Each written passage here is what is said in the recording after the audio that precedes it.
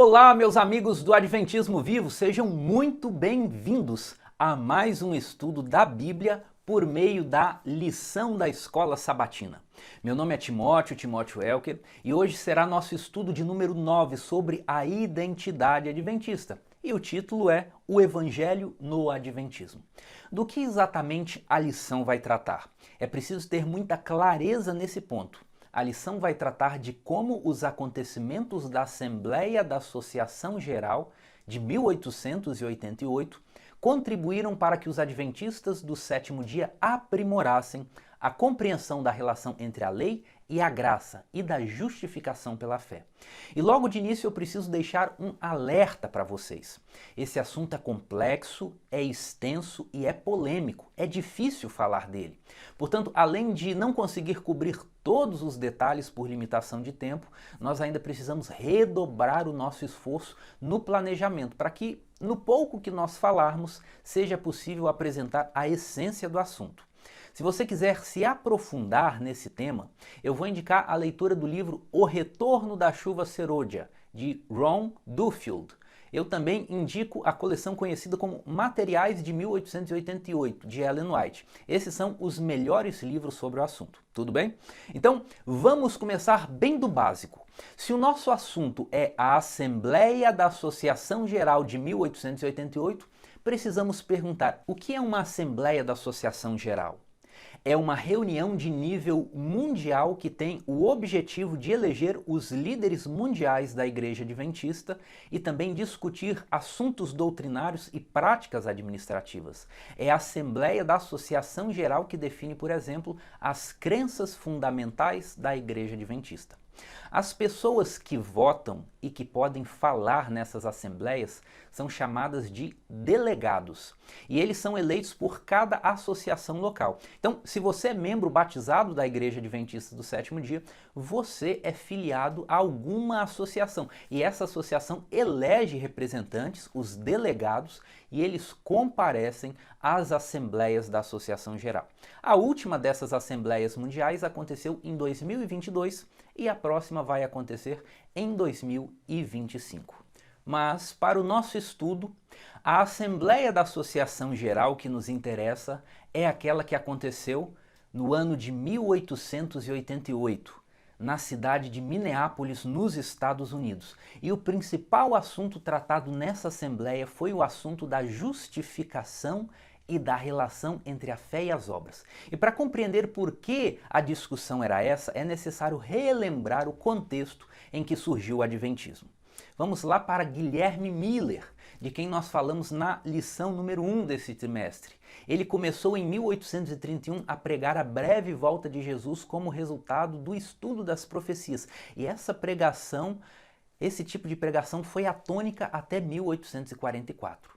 Depois do grande desapontamento, os adventistas entenderam o assunto do santuário celestial, que nós também vimos na lição 2.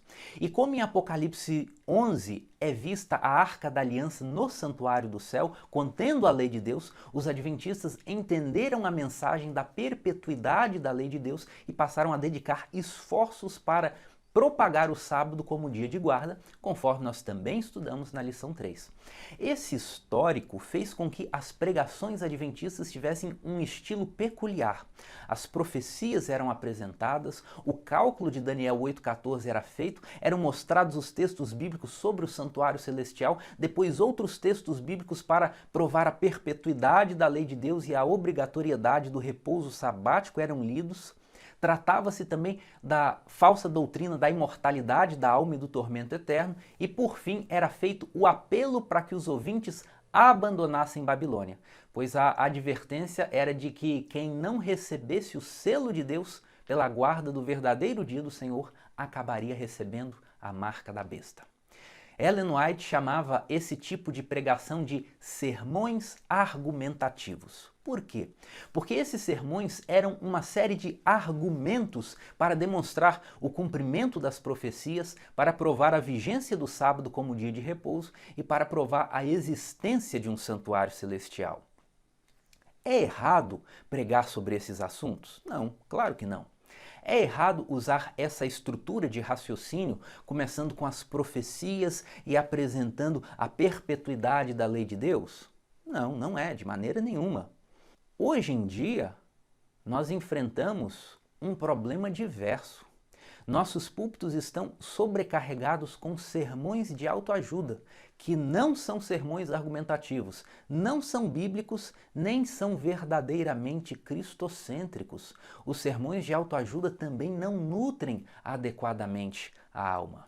Mas no contexto da Assembleia de Minneapolis, a situação era outra. Havia excesso de sermões argumentativos.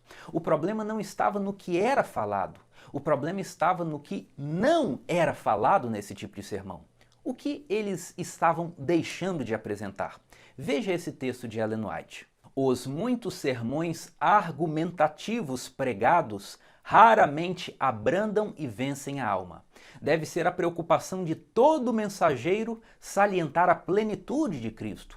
Quando o dom gratuito da justiça de Cristo não é apresentado, os discursos são secos e destituídos de espírito. As ovelhas e os cordeiros não são alimentados. Disse Paulo: a minha palavra e a minha pregação não consistiu em palavras persuasivas de sabedoria humana, mas em demonstração do Espírito e de poder. 1 Coríntios 2,4. Há no Evangelho essência e cerne. Jesus é o centro vivo de todas as coisas. Introduzi Cristo em todo o sermão. Demorai-vos na preciosidade, misericórdia e glória de Jesus Cristo, pois Cristo formado no interior é a esperança da glória. Nesse texto é dito que se o sermão for meramente argumentativo, ele será um discurso seco. Para que esse sermão seja completo, para que seja um alimento espiritual para o rebanho, é preciso apresentar Jesus como um Salvador compassivo, misericordioso e também como um irmão mais velho que nos ajuda nas nossas dificuldades. É preciso apresentar a Cristo como aquele que venceu e que é poderoso para nos fazer vencer também. Vamos ilustrar essa situação. Imagine que eu vá fazer um trabalho evangelístico numa clínica de recuperação de viciados, pessoas com problemas com bebida e com drogas. E nessa clínica eles me dão a oportunidade de fazer uma palestra. Na palestra eu abro a Bíblia e leio todas as passagens que falam sobre a embriaguez. Eu falo que a bebedice é uma obra da carne e que os que praticam tal coisa não herdarão o reino de Deus. Eu também dou um destaque especial para Provérbios capítulo 20, que diz assim: o vinho é escarnecedor e a bebida forte alvoroçadora. Todo aquele que por eles é vencido não é sábio. Então eu termino minha palestra falando o seguinte para aqueles viciados: seja inteligente, abandone os seus vícios, porque quem é vencido pela bebida não é sábio. Será que esse tipo de exposição da Bíblia seria muito útil para aqueles ouvintes da clínica de reabilitação? Está faltando alguma coisa, não é mesmo? Faltou apresentar a misericórdia de Jesus, faltou anunciar Jesus como aquele que estende a mão para quem está afundado no lamaçal do pecado e puxa a pessoa para a terra firme. Faltou dizer que a Bíblia ensina que Jesus concede a graça como um poder para vencer as tentações, um poder para vencer os desejos, um poder que habilita o pecador a viver de maneira pura. Faltou mostrar os vários exemplos bíblicos de pessoas que estavam doentes, possuídas por espíritos maus por causa de seus vícios e seus pecados, mas que foram transformadas em novas pessoas, totalmente regeneradas e purificadas, quando contemplaram os incomparáveis encantos de Cristo e resolveram fazer dele o seu maior amigo. Esse é o ensinamento bíblico completo sobre como Jesus salva. Veja esse verso: porquanto a graça de Deus se manifestou salvadora a todos os homens, educando-nos para que, renegadas a impiedade e as paixões mundanas, vivamos no presente século sensata, justa e piedosamente. Repare que nesse texto a graça de Deus é apresentada em dois aspectos: a graça que salva e a graça que educa. A graça salvadora é a misericórdia, é o perdão dos pecados passados. A graça que educa é o poder que Jesus nos concede para vencer o pecado. Esses dois aspectos são muito bem demonstrados no episódio da mulher apanhada em adultério, em João capítulo 8. Jesus disse para aquela mulher: eu também não te condeno. Vai e não peques mais. Graça como perdão dos pecados e graça como poder para vencer os pecados. Então, para que uma mensagem seja completa, ela precisa apresentar a lei de Deus, mostrar o que Deus exige de nós e mostrar também que em Jesus existe perdão, existe misericórdia e que Jesus nos dá poder para resistir às tentações, para resistir às paixões e para viver de maneira sensata, justa e piedosa neste mundo corrupto. Assim é a pregação completa. O sermão argumentativo é só uma das partes de uma mensagem completa. O que estava acontecendo com os adventistas na época da Assembleia de Minneapolis? Eles estavam se concentrando em sermões meramente argumentativos, sem apresentar a graça como perdão e a graça como poder. O segundo problema que estava em conexão com esse primeiro era uma redução da experiência cristã à mera concordância intelectual com um corpo doutrinário, sem a correspondente transformação do caráter. Na prática, o que era isso? A pessoa estudava com os adventistas, compreendia o sistema do santuário celestial, compreendia que devia guardar o sábado, entendia que não poderia comer alimentos impuros nem consumir bebidas alcoólicas e narcóticos, e isso gerava no indivíduo a sensação de que, por ser meramente um conhecedor da verdade, ele já se tornava um integrante genuíno do povo de Deus e estaria entre aqueles que iriam para o céu. Ou seja, bastava o conhecimento teórico. Veja como Ellen White expressou essa situação. Um conhecimento teórico da verdade é essencial, mas o conhecimento da maior verdade não nos salvará. Nosso conhecimento deve ser prático. O povo de Deus não deve apenas conhecer a sua vontade, mas deve também praticá-la. Muitos serão eliminados do número daqueles que conhecem a verdade porque não são santificados por ela. A verdade deve ser introduzida em seus corações, santificando-os e purificando-os de toda mundanidade e sensualidade na vida mais privada. O que nós tiramos desse texto? É dito que o conhecimento teórico da verdade é essencial. O que é esse conhecimento teórico? É conhecer a lei de Deus. É saber os versos bíblicos que falam de um assunto. É saber da razão da nossa fé. Mas apenas o conhecimento da teoria não é suficiente. Esse conhecimento teórico tem de ser transformado em conhecimento prático. E o que é o conhecimento prático? É a capacidade de aplicar os textos bíblicos na nossa vida diária e crescer em santificação, crescer em pureza. Então, não adianta eu saber que o sábado deve ser guardado como dia de repouso se eu falo palavrão. É inútil eu deixar de comer carne de porco, mas ver pornografia. Eu posso saber mostrar os textos que provam que a volta de Jesus será literal, será visível, audível, mas se eu não for paciente e bondoso, o céu não é para mim. Então, atenção para quais eram os reais problemas que antecederam a Assembleia em Minneapolis. Muitas pessoas simplificam a questão dizendo que os adventistas inicialmente achavam que seriam salvos por cumprir a lei, mas depois de Minneapolis eles aprenderam a justificação pela fé, aprenderam que somos salvos pela graça de Deus. Isso não é verdade. Isso é uma simplificação infantil da história, uma perversão da história. Os adventistas sempre acreditaram que a justiça de Cristo é uma dádiva decorrente da misericórdia de Deus e não do merecimento humano. O problema estava em não apresentar com eficácia a graça de Deus como perdão dos pecados e como poder para vencer os pecados na prática, no dia a dia. Outro problema era a mentalidade reducionista sobre a experiência cristã.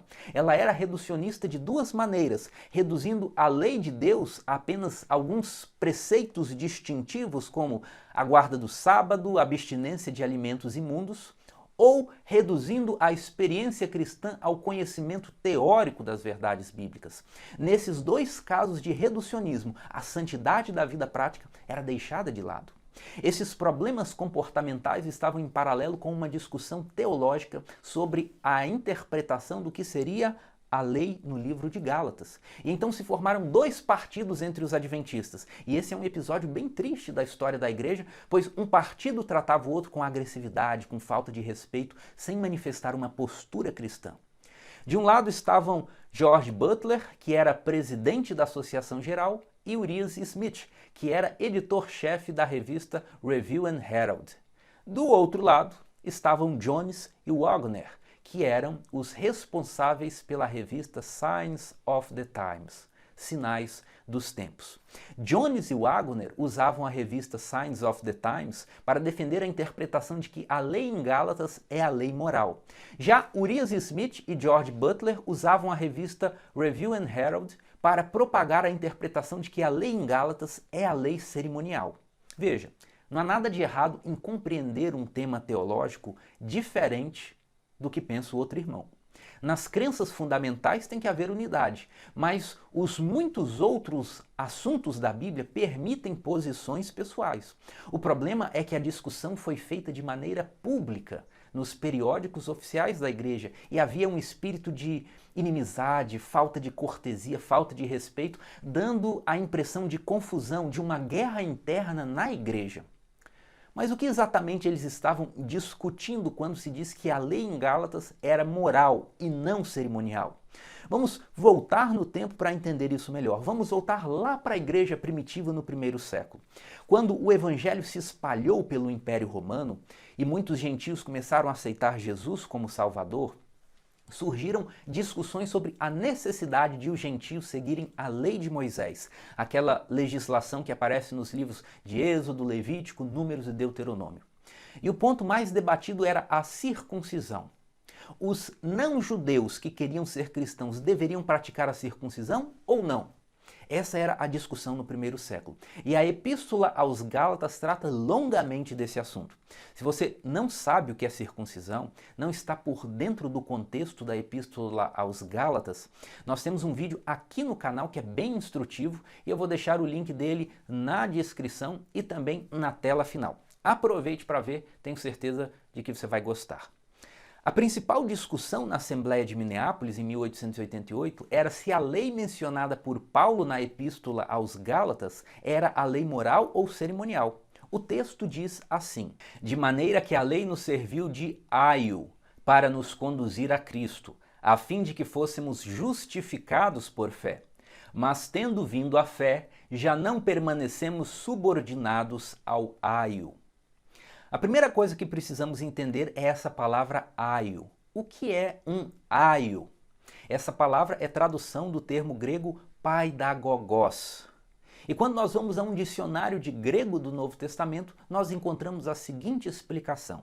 Nos tempos clássicos, um paidagogos era um homem, geralmente um escravo, cuja tarefa era conduzir um menino da e para a escola e supervisionar e dirigir sua conduta geral. Ele não era um professor.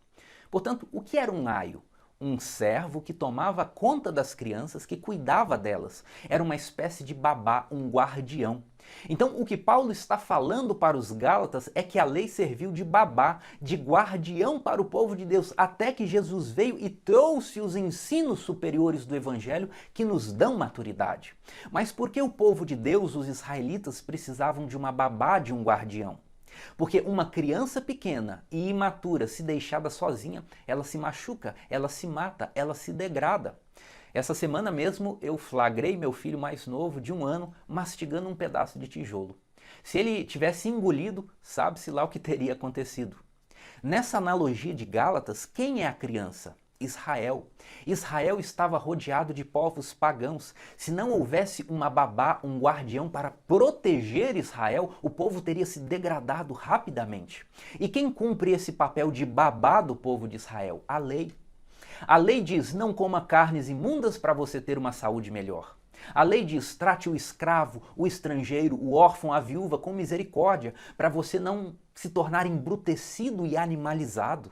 A lei diz: adore apenas a Deus, não faça imagens de escultura, ídolos, nem se ajoelhe perante eles, porque o culto pagão não apenas é falso, mas ele também leva à promiscuidade, à bebedeira e desperta o que existe de mais vil no ser humano. Se a lei não tivesse feito o papel de babá e de guardião do povo de Israel, ele teria se depravado a tal ponto que a própria vinda do Messias ficaria inviável. Jesus tinha de nascer no meio de um povo que, bem ou mal, estivesse vinculado com Deus verdadeiro e com a prática da justiça, para que o próprio menino Jesus não fosse desencaminhado e para que a mensagem dele pudesse ser aceita por alguns. No meio de um povo pagão totalmente degradado, ninguém receberia o Messias. Então a lei servia de babá ao povo de Israel para conter o seu potencial autodestrutivo, conservando o povo com um grau de moralidade suficiente para receber a fé, para receber a mensagem do Evangelho. Essa é a ideia de Gálatas. O que deixa o assunto polêmico é que o texto termina dizendo que, tendo vindo a fé, ou seja, tendo vindo Jesus e pregado o Evangelho, já não permanecemos subordinados ao aio, ou seja, já não permanecemos subordinados à lei. Mas o que significa dizer que, depois que Jesus veio, não permanecemos subordinados à lei? O partido de Urias Smith e George Butler dizia que essa lei é a lei cerimonial. Portanto, desde que Jesus morreu na cruz, não precisamos mais cumprir a lei cerimonial, não precisamos mais seguir o sistema de sacrifícios do Antigo Testamento. Para eles, essa lei de Gálatas é a lei cerimonial e não pode ser a lei moral, porque se dissermos que não estamos mais subordinados à lei moral, a conclusão será a de que o sábado não está em vigor como dia de guarda. Portanto, perceba que a preocupação de Urias Smith e George Butler era apologética. Por sua vez, o partido de Jones e Waggoner dizia que o aio, o guardião, a babá, era a lei moral, os 10 mandamentos. É claro que eles também concordavam que a lei cerimonial não vigorava mais depois da morte de Cristo, mas ao falar de lei, eles se referiam ao sistema jurídico da antiga aliança, a aliança feita com os israelitas. A regra da antiga aliança era obedece, vive, desobedece, morre. A justificação era exclusivamente pela obediência à lei. Jesus veio para que mesmo aquele que já desobedeceu possa viver mediante a justificação pela fé. Nessa linha de raciocínio, não estar mais subordinado ao aio, não estar debaixo da lei, significa que fazemos parte de uma aliança diferente, que provê uma forma de justificação superior. Não estamos mais submetidos ao antigo sistema. Ao falar que a lei em Gálatas era a lei moral, Jones e Waggoner também fazem uma exposição homilética do texto para propor uma nova forma de se relacionar com a lei de Deus. A ideia é que não dependemos de corrigir a nossa vida, de preencher requisitos e condições da lei de Deus, de fazer tudo certinho para sermos aceitos. Jesus, como nosso mediador, nos aceita falhos e pecadores como estamos. E quando vamos a Ele, nosso gosto e nossa prática são transformados até que o nosso caráter se conforme com a lei de Deus. Somos recebidos por Jesus como pecadores, mas transformados por Ele em santos. Há verdade nas posições que foram defendidas pelos dois partidos, mas nenhuma delas era perfeita. Tanto é que Ellen White teve uma visão noturna e nessa visão um anjo apareceu para ela e fez o seguinte: ele estendeu os braços para o Dr. Waggoner e para você, Elder Butler, e disse basicamente o seguinte: nenhum dos dois tem toda a luz sobre a lei, nenhuma das posições é perfeita. Por que nenhuma das posições era perfeita? A resposta para essa pergunta é muito ampla, mas nós vamos nos concentrar em um ponto específico. As exposições da Assembleia de Minneapolis de 1888 ainda não formavam um sistema bem organizado pela falta de clareza em relação às alianças. Como assim? Nós já comentamos na lição 7, que falou dos dízimos, que a Bíblia ensina que existem duas alianças, a antiga aliança e a nova aliança. A antiga aliança foi feita com o sangue de novilhos, conforme está registrado em Êxodo capítulo 24. Já a nova aliança foi feita com o sangue de Jesus Cristo, que disse assim em Mateus 26, porque isto é o meu sangue, o sangue da nova aliança, derramado em favor de muitos para a remissão de pecados. A antiga aliança começou em Êxodo capítulo 19, quando Moisés apresentou para o povo de Israel as palavras que Deus havia falado com ele no monte, e o povo respondeu assim: tudo que o Senhor falou, faremos e obedeceremos. Ou seja, aceitamos esse contrato, aceitamos a proposta de Deus de nos fazer um povo peculiar. Portanto, a antiga aliança com a legislação de Moisés era restrita, ela era particular, ela era exclusivamente para o povo de Israel. Ela começa em Êxodo 19 e dura até a morte de Jesus, sendo válida apenas para os israelitas. E a nova aliança? Quando ela começou? Por quanto tempo ela durou? Para quem ela serve? A nova aliança começou no jardim do Éden após a queda, quando Deus fez a promessa para Adão e Eva de que viria o descendente da mulher para esmagar a cabeça da serpente. E esse descendente é Cristo. A nova aliança foi renovada com Noé, quando Deus disse que estabeleceria sua aliança com ele e com a sua descendência. E todos nós somos descendentes de Noé. A nova aliança também foi renovada com Abraão, quando Deus disse assim para ele: em ti serão benditas todas as famílias da terra. Então, perceba que a nova aliança tem um caráter universal. Ela é para todas as pessoas, para toda a descendência de Noé, para todas as famílias da terra. A antiga aliança é restrita ao povo de Israel, a nova aliança é para todas as famílias da terra. E em Hebreus 9, verso 15, é dito que Jesus é o mediador da nova aliança. Então, essa nova aliança começa no jardim do Éden, passa por Noé, passa por Abraão, passa pelo povo de Israel e abrange também a dispensação cristã, abrange o ministério de Jesus no santuário celestial. A nova aliança dura do livro de Gênesis até o livro de Apocalipse, em benefício de todas as famílias da terra. E assim como há duas alianças, também há duas leis. O apóstolo Paulo deixa isso claro quando fala da sua estratégia evangelística com dois grupos diferentes de pessoas. Ele disse assim: procedi para com os judeus como judeu a fim de ganhar os judeus, para os que vivem sob o regime da lei, como se eu mesmo assim vivesse, para ganhar os que vivem debaixo da lei, embora não esteja eu debaixo da lei. Ao sem lei, como se eu mesmo fosse, não estando sem lei para com Deus, mas debaixo da lei de Cristo, para ganhar os que vivem fora do regime da lei. Nesses versos, Paulo chama os judeus de os que vivem sob o regime da lei.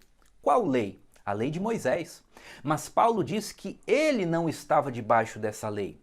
Isso quer dizer que Paulo não cumpria lei nenhuma? Não, não é isso. Paulo diz que ele está debaixo da lei de Cristo.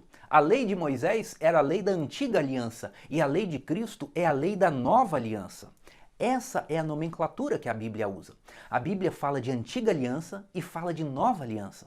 A Bíblia fala de lei de Moisés e fala de lei de Cristo. Agora preste atenção, a Bíblia não usa a linguagem de lei moral e lei cerimonial. E quando nós tentamos interpretar a Bíblia a partir de uma linguagem que ela não usa, nós caímos em confusão. Por quê? Vamos pegar esse caso da discussão de Minneapolis. A antiga aliança possuía uma lei moral? É claro que sim. São os 10 mandamentos de Êxodo 20, inclusive o 4º mandamento que fala do sábado. A antiga aliança possuía legislação cerimonial? É claro que sim. São as regras que falam sobre os sacrifícios, por exemplo. Agora vamos para a nova aliança. A nova aliança possui legislação moral? É claro que sim. Todos os 10 mandamentos estão presentes na nova aliança, inclusive o repouso sabático. Agora note o seguinte, a nova aliança possui leis cerimoniais? É claro que sim. A ordenança do batismo é uma lei cerimonial, porque o batismo é uma cerimônia pública. Igualmente, a Santa Ceia e o lava-pés são cerimônias reguladas por regras cerimoniais. Então perceba que tanto na antiga quanto na nova aliança existem regras morais e cerimoniais. Se nós usarmos a classificação de lei moral e lei cerimonial, nós não vamos chegar a lugar nenhum, pois a legislação das duas alianças está igualmente submetida a essa mesma classificação. Quando Gálatas fala que depois que Jesus veio já não permanecemos subordinados ao aio, ou seja, não permanecemos subordinados à lei, ele está fazendo referência a toda a legislação da antiga aliança, a toda a lei de Moisés, a todas as regras morais e cerimoniais que havia na lei de Moisés, inclusive aos 10 mandamentos. E ao ouvir isso, alguém já vai dizer assim preocupado, mas então você está ensinando que nós não devemos guardar os 10 mandamentos? O que eu estou ensinando é que nós guardamos os 10 mandamentos não porque eles estão escritos em Êxodo 20, que faz parte da antiga aliança, faz parte do aio. Nós obedecemos os 10 mandamentos porque eles estão também na nova aliança. Inclusive o mandamento do sábado, que tem sua origem em Gênesis capítulo 2, quando Deus descansou, abençoou e santificou o 7º dia, antes mesmo de existir qualquer judeu, antes mesmo de existir lei de Moisés. Esse assunto das duas alianças precisa ficar claro na sua mente. Por isso, além da explicação que nós já fizemos na lição 7, além da explicação que nós acabamos de fazer aqui, eu também quero indicar uma playlist que nós temos aqui no canal. Essa playlist é chamada de Teologia das Alianças. São 6 horas de um conteúdo riquíssimo que explica esse assunto nos mínimos detalhes. Esse é o tema que mais vai ajudar você a compreender a Bíblia de forma aprofundada. Eu vou deixar o link dessa playlist, Teologia das Alianças, tanto aqui na descrição do vídeo, como também na tela final. Aproveite para assistir. Tudo bem? E agora nós vamos para o último tópico do nosso estudo, que é falar do texto-chave dessa semana, Colossenses 1, 26 a 28, que diz assim: o mistério que estivera oculto dos séculos e das gerações, agora todavia se manifestou aos seus santos, aos quais Deus quis dar a conhecer qual seja a riqueza da glória deste mistério entre os gentios, isto é, Cristo em vós, a esperança da glória, o qual nós anunciamos, advertindo a todo homem e ensinando a todo homem em toda sabedoria, a fim de que apresentemos todo homem perfeito em Cristo. Nesse texto, Paulo fala que estava anunciando um mistério. O que a Bíblia quer dizer quando usa essa palavra mistério? Popularmente, mistério é algo mantido em segredo, algo não revelado. Mas na linguagem do Novo Testamento é o contrário.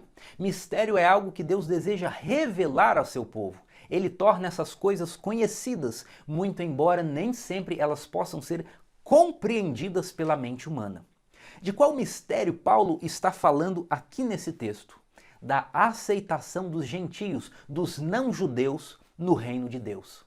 Deus não faz acepção de pessoas. A misericórdia se estende a todos os que o buscam. Essa é uma constatação do Novo Testamento, mas ao mesmo tempo é um susto, é uma surpresa que a salvação também seja para os gentios. Por quê? Porque foi com Israel que Deus fez sua aliança. Eles eram o povo peculiar de Deus, eles eram os eleitos. Paulo fala desse assunto longamente no livro de Romanos, em especial em Romanos capítulo 11. E ele termina o capítulo dizendo assim: quão insondáveis são os seus juízos e quão inescrutáveis os seus caminhos. Quem, pois, conheceu a mente do Senhor? Ou seja, Paulo sabe qual é o mistério de Deus, qual é a revelação de Deus. A revelação é que Deus salvará igualmente judeus e gentios. Mas como isso vai acontecer? Como isso pode ser possível? A mente humana não é capaz de explicar com exatidão. É um mistério de Deus. E esse mistério da salvação dos gentios se desdobra em outro mistério que Paulo expressa da seguinte maneira: Cristo em vós, a esperança da glória. Para que a salvação dos gentios ocorra, Jesus vai fazer morada no coração. Cristo estará em nós. Como funciona isso? Eu não sei. É um mistério. Eu só sei que é assim. É muito parecido com Jesus explicando para Nicodemos a ação do Espírito Santo no coração humano, explicando como se dá o novo nascimento. Jesus disse assim para ele: o vento sopra onde quer, ouves a sua voz, mas não sabes de onde vem, nem para onde vai. Assim é todo o que é nascido do Espírito. Ou seja, nós não conseguimos ver o vento, mas nós vemos os efeitos dele, nós vemos as folhas das árvores balançando, nós ouvimos o assovio do vento, mesmo sem saber explicar exatamente como ele funciona. Assim é também com a habitação de Cristo no nosso coração. É um mistério revelado, mas de difícil compreensão. O que importa realmente para nós são os efeitos dessa habitação de Cristo no coração. Qual é o resultado? Paulo fala no final do verso 28 assim: a fim de que apresentemos todo homem perfeito em Cristo. Quando Cristo habita em nós, nós nos tornamos perfeitos em Cristo. Por quê? Em primeiro lugar, porque Jesus perdoa os nossos pecados. Jesus nos justifica pela fé. O nosso passado é ignorado e nós somos apresentados diante de Deus como se nunca tivéssemos pecado. Mas não para por aí. Jesus ainda diz: eu vou conceder a você a minha graça como um poder educador, um poder que vai refinar o seu gosto, um poder que vai transformar os seus desejos. fazendo você odiar aquelas coisas sujas do mundo de que antes você gostava e fazendo você amar as coisas espirituais que antes para você eram insípidas, de tal maneira que o nosso caráter vai sendo transformado, a nossa mente vai sendo moldada para que tenhamos a mesma mente de Cristo, para que a nossa forma de pensar seja a mesma forma de Jesus pensar. Jesus ainda faz mais. Ele reconhece que a nossa força de vontade é fraca. Ele sabe que nós estamos enfraquecidos pelo pecado. Então ele diz assim: eu também vou fortalecer você para lutar contra o pecado, para que você possa resistir à tentação. É isso que Paulo ensina em 1 Coríntios 10, verso 13. Não vos sobreveio tentação que não fosse humana, mas Deus é fiel e não permitirá que sejais tentados além das vossas forças. Pelo contrário, juntamente com a tentação vos proverá livramento, de sorte que a possais suportar. Veja como Jesus é misericordioso. Ele não permite uma tentação além das nossas forças. E quando vem a tentação, ele providencia livramento, poder, para que nós possamos resistir ao diabo. Portanto, essa habitação de Cristo em nós, a presença de Jesus no nosso coração, nos conduz a uma vida de fé e obediência. Fé, porque quando contemplamos a Jesus, a infinita pureza que vem dele, contrasta com a maldade e com a sujeira do meu coração. E então eu compreendo que minha única possibilidade de salvação está em ser perdoado por ele. Obediência porque ele me purificou para que eu continuasse puro, não para que eu voltasse a me sujar. E essa obediência não se manifesta numa perspectiva de cumprimento de exigências. O relacionamento com Jesus não é uma listinha de tarefas que eu cumpro e vou marcando. Essa obediência não é como um empregado que até obedece ao empregador, mas fica contando os minutos para bater o ponto. Ou mesmo que se submete a tarefas entediantes simplesmente para ganhar o salário. Não. A obediência a Jesus se manifesta como na relação de um filho que ama o pai e, porque ama, busca fazer o que agrada. Essa é a mensagem de Minneapolis. Jesus não apenas perdoa, ele também transforma. Jesus não apenas fala o que é certo, ele te dá poder para fazer o que é certo. Jesus não pede apenas obediência, mas ele muda a sua forma de pensar, para que você tenha prazer em obedecer à lei e possa passar pela mesma experiência do salmista, que disse assim: deleito-me em fazer a tua vontade, ó Deus meu, sim, a tua lei está no meu coração. E diante disso, eu preciso perguntar: como está a sua experiência espiritual? Você se sente seco e frio no seu relacionamento com Jesus? Talvez sua vida espiritual seja apenas um cumprimento de formas exteriores. Quem sabe suas orações têm sido mecânicas, falas decoradas que você aprendeu lá na infância e continua repetindo até hoje. Se esse for o caso, a mensagem de Minneapolis é para você. Jesus pode vivificar quem está morto, quem se sente frio, quem perdeu a vitalidade da fé. Quando Jesus apareceu para os discípulos no caminho de Emaús, depois da ressurreição, aquele encontro foi tão revigorante que eles exclamaram assim: porventura não nos ardia o coração quando ele, pelo caminho, nos falava e quando nos expunha as Escrituras? Se Jesus habitar em você, essa mesma experiência será sua. E o seu coração vai arder quando você ouvir falar da história da cruz. Você vai vibrar com a breve volta de Jesus e se preparar para o céu será o novo e o grande sentido da sua vida. É por isso que o apelo que Jesus faz para nós hoje é: eu sou a videira, vós os ramos. Quem permanece em mim e eu nele, esse dá muito fruto, porque sem mim nada podeis fazer.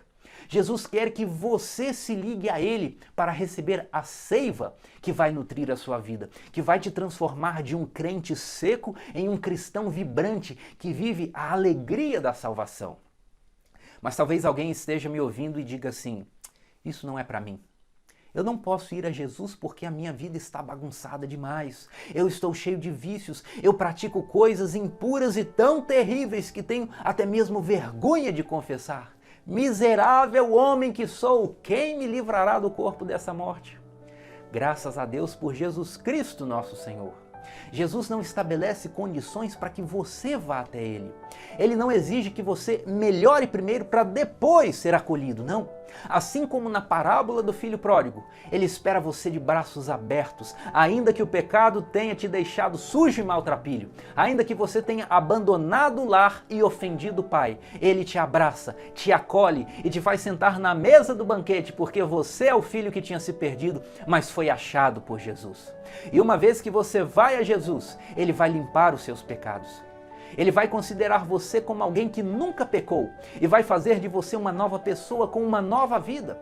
E nesse processo Jesus vai transformar também o seu gosto, vai mudar a sua linguagem, vai abrandar o seu temperamento e vai dar para você poder para resistir às tentações do diabo.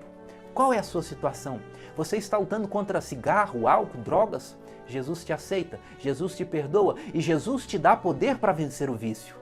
O seu problema é pornografia, adultério, fornicação, pensamentos impuros? Jesus te aceita, Jesus te perdoa e Jesus te dá poder para vencer o pecado. Sua fraqueza é o apetite, você não tem domínio próprio, seu temperamento não está sob controle, você é dominado pela ira. Jesus te aceita, Jesus te perdoa e Jesus te transforma em nova criatura. Você pode ir a Jesus com confiança, porque Ele disse: o que vem a mim, de modo nenhum o lançarei fora. Jesus não rejeita ninguém, pelo contrário, Ele nos convida dizendo assim: vinde a mim, todos os que estáis cansados e sobrecarregados, e eu vos aliviarei. Tomai sobre vós o meu jugo e aprendei de mim, porque sou manso e humilde de coração, e achareis descanso para a vossa alma, porque o meu jugo é suave e o meu fardo é leve. O vídeo vai acabar agora. Quando ele terminar, ajoelhe-se aí onde você está e confesse seus pecados a Deus. Fale das suas dificuldades como se estivesse conversando com um amigo mais íntimo. E então peça perdão e você vai sentir o fardo da culpa sendo retirado de cima de você. Nessa mesma oração, peça poder na luta contra o pecado. Peça a força de Deus, a força de Jesus para lutar junto com você na hora da tentação. Peça que Deus mude seus gostos das coisas carnais para as coisas espirituais. E o poder do Evangelho estará sobre você. Que Deus o abençoe, fique na paz e até semana que vem.